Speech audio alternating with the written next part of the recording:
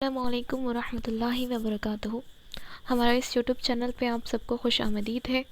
तो आज हम 11 फरवरी 2023 जो भी करंट अफेयर्स हुए हैं, जो जो हैपेंड्स यानी कि इम्पॉर्टेंट पॉइंट्स हैं, उसको हम डिस्कस करेंगे आज। तो इससे पहले 3 दिन के करंट अफेयर्स भी हैं, जब आप उसको कंप्लीट कर लें, क्योंकि एक एक दिन का एक एक करंट अफेयर्स बहुत ज़्यादा हो जाता है आपको एक मर्तबा देखने में। तो जितने भी लोग आपके फ्रेंड्स हैं तो उनको आप इतला दें कि इस तरह के करंट अफेयर्स आपको उर्दू में मिलेंगे।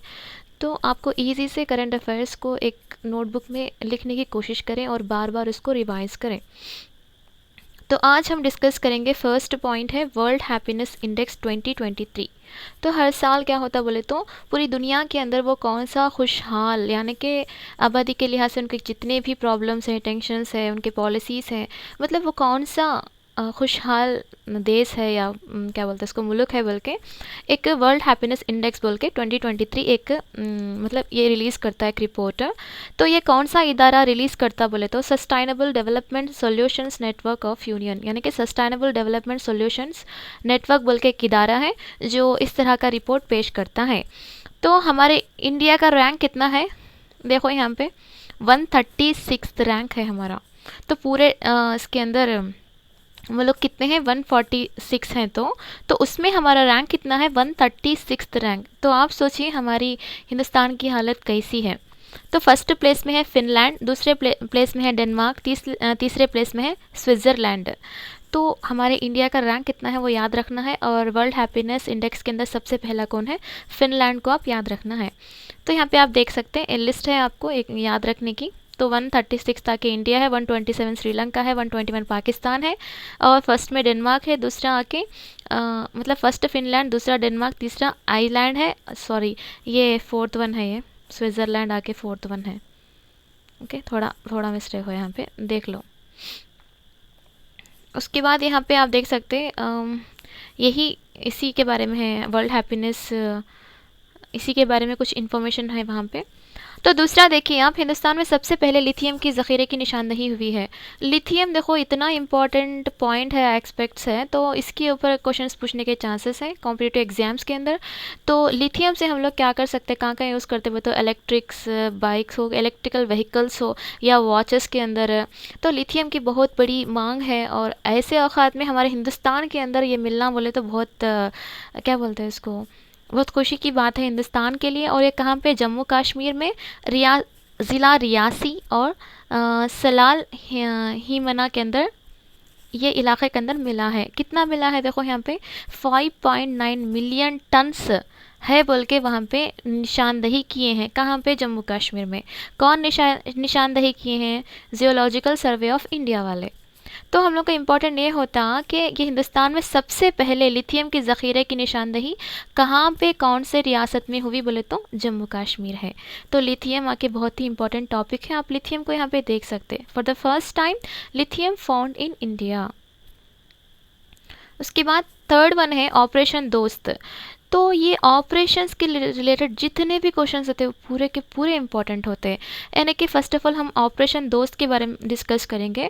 ये आके तुर्की और सीरिया के रिलेटेड जो ज़लज़ला हुआ था 7.6 सेक्टर के अंदर, वो ज़लज़ले के बारे में, और वहाँ की यानी कि सीरिया और तुर्की ममालिक के मदद व इमदाद के लिए, तिब्बी ग़िज़ाई ज़रूरियात को पूरी करने के लिए हिंदुस्तान की एक टीम वहाँ मौजूद है। इसी को ऑपरेशन दोस्त कहते हैं। यानी कि हमारे हिंदुस्तान से कुछ लोग वहाँ पे भेजे गए हैं जो उनको मेडिकल हो या ग़िज़ा के बारे में हो या हिफाजती इक़दामात हो, जितने भी हो, ये टीम क्या करती है, उसको पूरा करती है। तो ये जो टीम वहाँ पे भेजी गई है, उस तरह के ऑपरेशन को क्या बोलते हैं, ऑपरेशन दोस्त बोल के नाम रखे हैं। तो ऑपरेशंस आके बहुत ही इंपॉर्टेंट होता है कॉम्पिटिटिव एग्जाम्स के अंदर।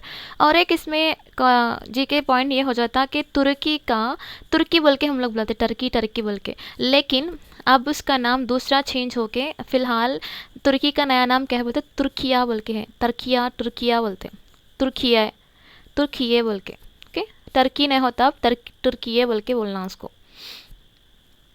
तो उसके बाद हम लोग और भी थोड़े बहुत ऑपरेशंस के बारे में डिस्कस करेंगे जो प्रीवियस मंथ या ईयर के पहले चले थे। तो आपको याद होगा कि फेब 24 2022 में रशिया वर्सेस यूक्रेन की जंग हुई थी, याद है आपको? इससे भी क्वेश्चंस पूछने के चांसेस हैं। उस वक्त आके हमारे इंडिया वाले यूक्रेन के अंदर कितने सारे मतलब बहुत सारे स्टूडेंट्स वहाँ पे मौजूद थे जो डॉक्टर कोर्स के लिए या कुछ और रोज़गार के लिए वहाँ पे गए थे। वहाँ जब जंग चली थी तो उक्रेन में मौजूद हिंदुस्तानियों को अपने मुल्क हिंदुस्तान में लाने के लिए एक ऑपरेशन किया गया है, वो आगे ऑपरेशन गंगा। तो क्वेश्चन ये भी पूछ सकता कि आपको रशिया और उक्रेन की जब जंग चली थी तो उक्रेन में जो मौजूद हिंदुस्तानी है तो उनको हिंदुस्तान लाने के लिए कौन सा ऑपरेशन किया गया, उसका नाम क्या है बोल के। तो उसका ऑपरेशन का नेम क्या है? गंगा, यानी कि ऑपरेशन गंगा। तीसरा पॉइंट ये है कि अफ़गानिस्तान के अंदर जब तालिबान वाले आ गए थे ना, अफ़गानिस्तान में जब तालिबान मौजूद थे तब वहाँ मौजूद हिंदुस्तानियों को लाने के लिए हिंदुस्तान ने कौन सा ऑपरेशन किया बोले तो ऑपरेशन देवी शक्ति दिवी शक्ति बोल के ये ऑपरेशन किया है। मतलब ये देखो यहाँ पे आर्मी यहाँ से कुछ लोगों को भेजती, मतलब यहाँ के जो हिंदुस्तान के जो लोग हैं एक टीम आके अफ़गानिस्तान को जाती, उनको सेफ से लेके हिंदुस्तान को आती। तो उस तरह का जो प्रोसेस होता ना उसको जो बोलते ऑपरेशन बोल के। तो कहाँ कहाँ कौन से इंसिडेंट्स में हिंदुस्तान क्या क्या किया है बोल के वो ऑपरेशंस को भी नाम रहते।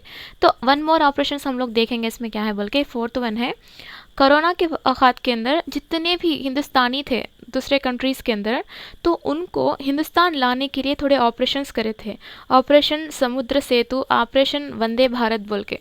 तो ये क्या होते बोले तो ऑपरेशंस बहुत इंपॉर्टेंट होते, याद रखना। और एक देखेंगे इसमें ऑपरेशन है 2015 के अंदर जो नेपाल में अर्थक्वेक हुआ था तो उस अर्थक्वेक के अंदर नेपाल को मदद करने के लिए हो सकता है और वहाँ पे हिंदुस्तानियों को हमारे हिंदुस्तान लाने के लिए भी हो सकता। तो उस तरह का जो ऑपरेशन चला था उसको बोलते ऑपरेशन मैत्री।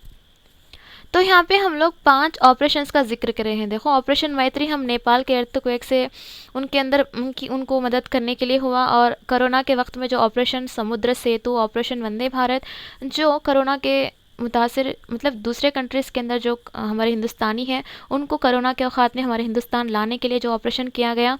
और अफ़गानिस्तान के अंदर तालिबान जब आ गए थे तब वहाँ अफ़गानिस्तान के अंदर मौजूद हिंदुस्तानी थे, उनको हमारे हिंदुस्तान लाने के लिए ऑपरेशन दिव्य शक्ति बोल के एक ऑपरेशन किए थे। फेब 24 2022 के अंदर रशिया वर्सेस यूक्रेन की जब जंग चढ़ी थी तो जब आके ऑपरेशन गंगा को इम्प्लीमेंटेशन किया गया क्योंकि वहाँ पे जो मौजूद हिंदुस्तानी थे उनको हिंदुस्तान लाने के लिए। और फ़िलहाल हम देख सकते हैं कि ऑपरेशन दोस्त जो तुर्की में ज़लज़ला आया हुआ है, अल्लाह ना करे ऐसे कौन से भी ममालिक को ना आए। तो यहाँ पे ऑपरेशन दोस्त आके हिंदुस्तान के ज़रिए से जो टीम भेजी गई है वहाँ पे मदद और इमदाद के लिए, तो उस तरह की टीम को, उस तरह के ऑपरेशन को हम लोग ऑपरेशन दोस्त का नाम दिए हैं।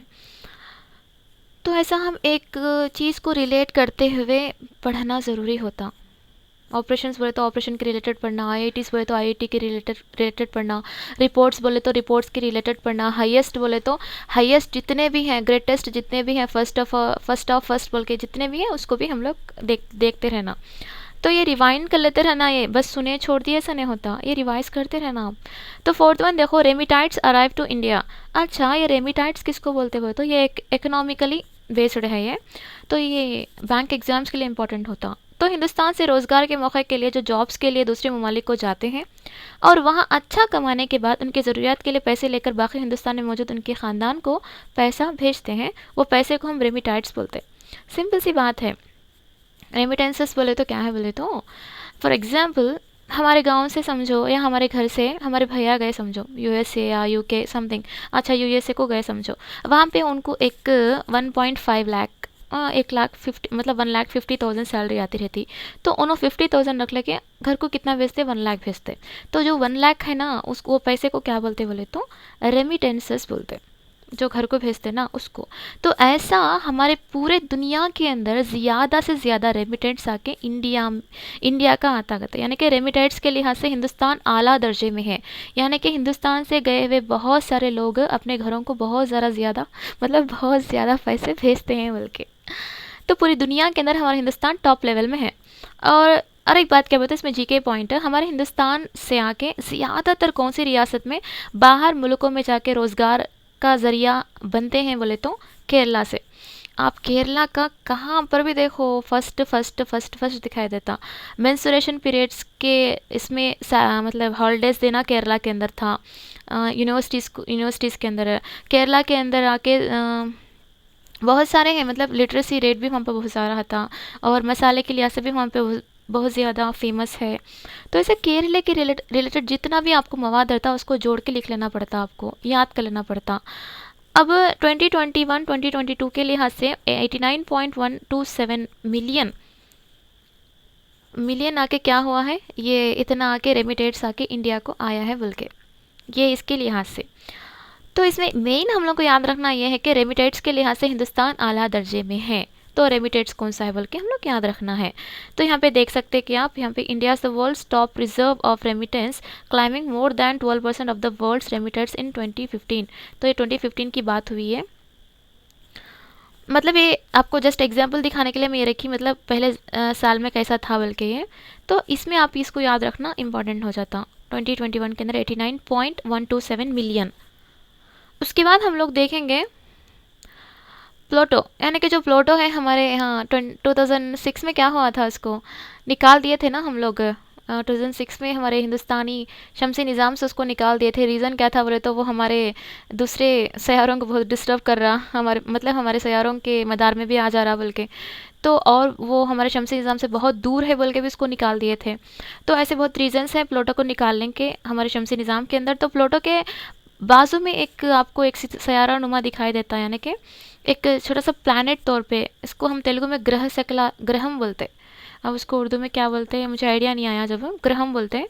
तो प्लूटो के करीब एक छोटा सा सयारा नुमा है जो प्लूटो से छोटा है, यानी कि प्लूटो का एक हाफ है कहते वो। तो उसका नाम आके कुआवर नाम, अच्छा है देखो उसको कुआवर बोल के इसको नाम रखे हैं।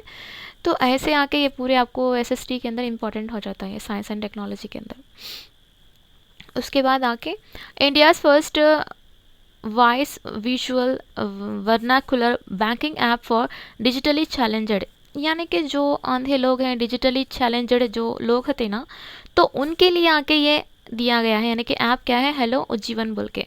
तो आप यहाँ पे देख सकते हैं, मतलब वॉइस के अंदर बोल सकते हैं, या उनको देखने में कुछ दिक्कत होती है तो उनको वॉइस के अंदर बोल सकते हैं, विजुअली वर्नाकुलर बैंकिंग ऐप। तो India's first voice visual vernacular banking app for digitally challenged.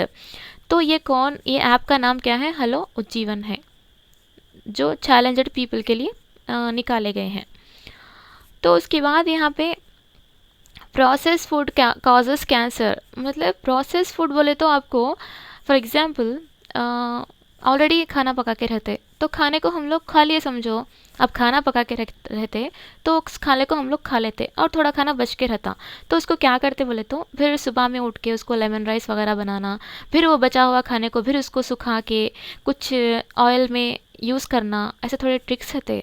For example अब हम लोग खाना पकाए समझो, खाना पकाने के बाद रात का खाना बच गया था तो सुबह में उसको लेमन राइस बनाते। अब लेमन राइस भी उसमें भी बच को रहता समझो, वो खाने को क्या करते बोले तो धूप में सुखाते। सुखाने के बाद उसके अंदर आके क्या होता बोले तो बहुत घटपन आ जाता, तो वो ज़रा क्रुम क्रुम टाइप में हो जाता। तो क्या करते बोले तो उसको तेल में मतलब ऑयल में तलते। क्या होता है यहाँ पे फूड को ज़्यादा प्रोसेस करते हैं, मतलब एक मरतबा पका है नहीं जैसा ज़्यादातर इस्तेमाल करते हैं। फॉर एग्ज़ाम्पल इसमें देखो फास्ट फूड सेंटर्स में देखो आप खाने को ऑलरेडी पका के रखते, फिर उसको मिला के ये वो मिला के फिर पकाते हैं उसको। तो ऐसा प्रोसेस फूड काजेस कैंसर आ सकता बल्कि ब्रिटेन साइंटिस्ट का कहना है। तो यहाँ पे देख सकते हैं 16 कैंसर कॉजेस फूड, मतलब 16 ऐसे फूड्स हैं जिससे कैंसर आ सकता है। कैनेट टोमेटोस, मतलब यहाँ पे देख सकते हैं कि आप सोडा, यहाँ पे जितने भी हैं वो।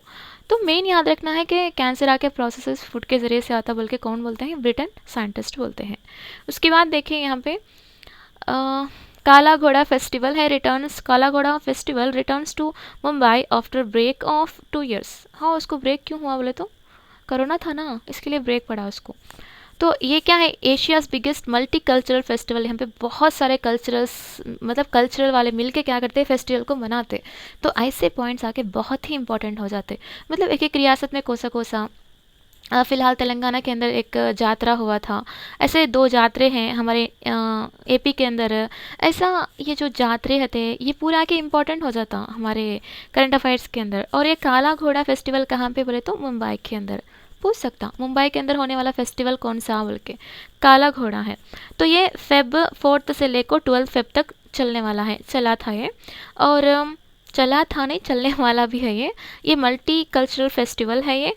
और हम फेस्टिवल के तौर पे एक एग्जाम्पल ले लेंगे, 1-2 एग्जाम्पल ले लेंगे। फॉर एग्जाम्पल सूरज खंड फेस्टिवल कहाँ पे होता बोले तो हरियाणा के अंदर, और ऑरेंज फेस्टिवल कहाँ पे होता नागालैंड के अंदर। तो ऐसा फेस्टिवल्स बोलते हैं, आपको जितने भी फेस्टिवल्स हैं वो पूरे फेस्टिवल्स आपको याद आ जाना। तो सूरज खंड फेस्टिवल कहाँ पे है हरियाणा के अंदर, ऑरेंज फेस्टिवल कहाँ पे है नागालैंड के अंदर। तो यहाँ पे देख सकते Kala Ghoda festival returns to Mumbai after break of 2 years बोल के। जब देखो यहाँ पे क्या क्या हंगामा है। तो ऐसा फेस्टिवल्स के नेम्स याद रखना है आपको। Defence ministry inks pack with LNT। LNT बोले तो लूसेंट टोबो बोल के एक इदारा है, वो एक प्राइवेट इदारा है ये, पर प्राइवेट ऑर्गेनाइजेशन। ये कंस्ट्रक्शन का इदारा होता है, कुछ बिल्डिंग्स वगैरह कुछ बनाने का, बिल्डिंग्स में होता है बड़े बड़े ब्रिजेस वगैरह। तो यहाँ पे ये डिफेंस मिनिस्ट्री और LNT वाले मिलके क्या करते हैं बोले तो एक मुआहिदा कर ले हैं। दो मतलब 2585 करोड़ की डील ये। तो इसमें 41 मॉड्यूलर ब्रिजेस यानी कि न्यू मॉडर्न के ब्रिजेस हो सकते हैं। ये ब्रिजेस को तामीर करना है कौन, LNT वाले। ये मिनिस्ट्री ऑफ डिफेंस और आके LNT का एक मुआहिदा है, इसके अंदर 41 मॉड्यूलर ब्रिजेस को तामीर करना है। वो कहाँ पे, बॉर्डर एरियाज़ के अंदर। क्यों बोले तो ईजी से आर्मीज़ को आके जो जवान हते ना उनको ईजी से एक बॉर्डर से दूसरे बॉर्डर को जाने के लिए हो सकता। तो ऐसे इसमें आके मॉड्यूलर ब्रिजेस की तामीर करवाओ बोल के ये आके यहाँ पे डिफेंस और LNT के बीच में मुआहिदा हुआ है। ऐसे जो होते ना नौजवान के बारे में, आर्मी के बारे में बहुत ही इंपॉर्टेंट होता। क्यों बोले तो यहाँ पे आर्मी को और भी ज़्यादातर, आर्मी जो इदारा है डिफेंस है उसको और भी ज़्यादातर मजबूत कराता है ये जो चीज़ें हैं ये 41 मॉड्यूलर ब्रिजेस ये पूरा। तो किसके साथ मुआहिदा हुआ है, LNT के साथ। यहाँ पे आप देख सकते हैं defence ministry inks pack with LNT। उसके बाद देखिए एलेना फेंचिनी का डेथ हुआ है। उन्होंने कौन बोले तो इटाली के रहने वाले, और एल्पाइन स्काई रेसर है नो, यानी कि खेल का नाम है स्काई रेसर बोल के।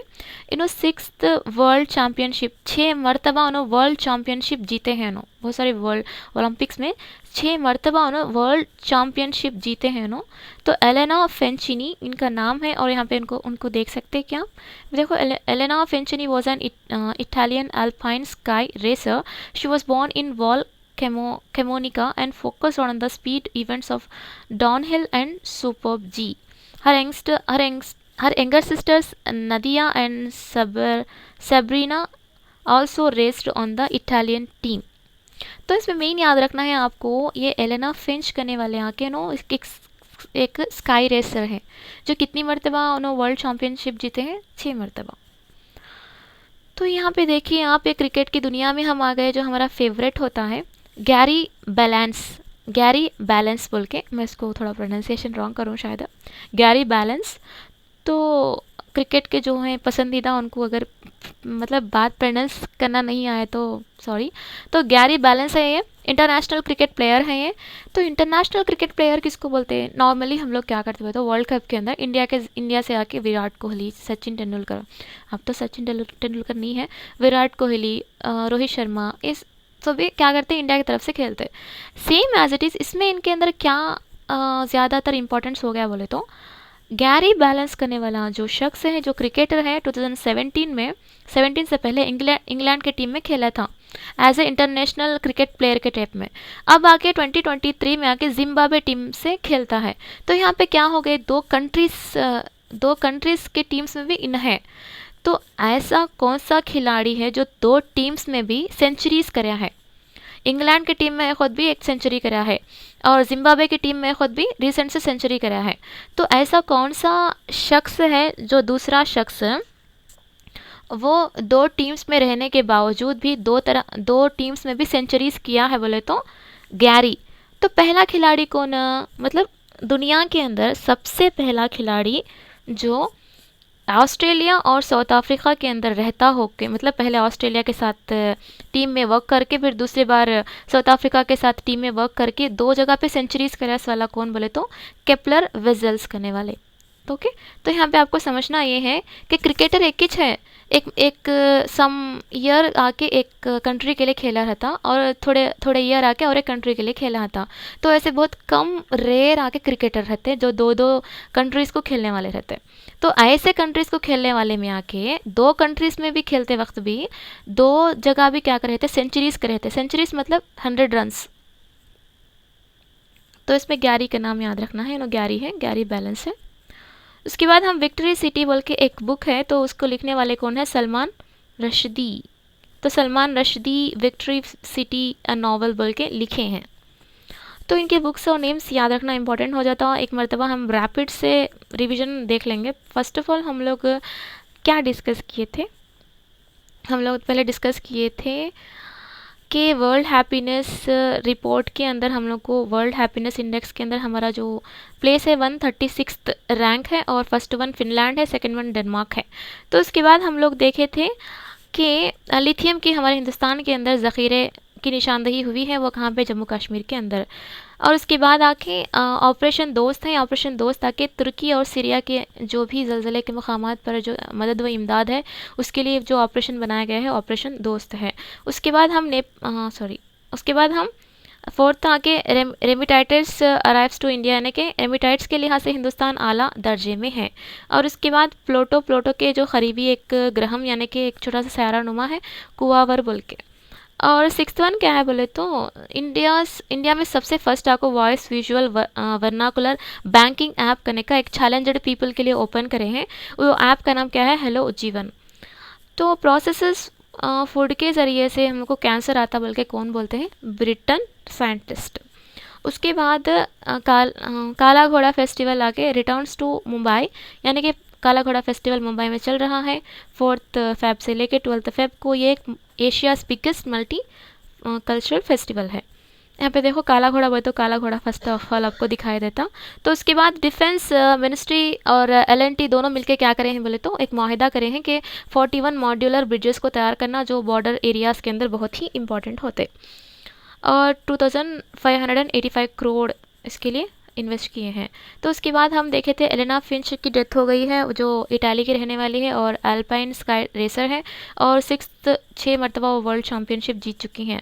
और यहाँ पे देखें उसके बाद गैरी बैलेंस है, जो एक ऐसा खिलाड़ी 2 देशों को भी, वो 2 देशों के टीम में भी वर्क करने के बावजूद भी 2 देशों में भी सेंचुरीज करने वाला दूसरा खिलाड़ी है। पहला खिलाड़ी आके केपलर विजल्स है। और लास्ट आके जो बुक है सलमान रशीदी की जो विक्ट्री सिटी अ नावल बोल के, ये बुक का नेम है और ये लिखने वाले हैं। तो आज के लिए इतना काफ़ी है।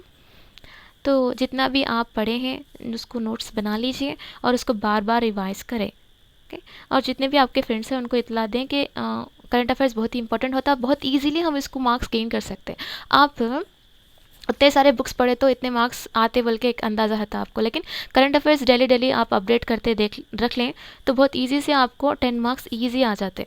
तो कोशिश करिए, आपके फ्रेंड्स को भी बोलिए और लाइक कमेंट और सब्सक्राइब ज़रूर से करें। जज़ाकल्लाह खैर। अस्सलामु अलैकुम वरहमतुल्लाहि वबरकातुहू।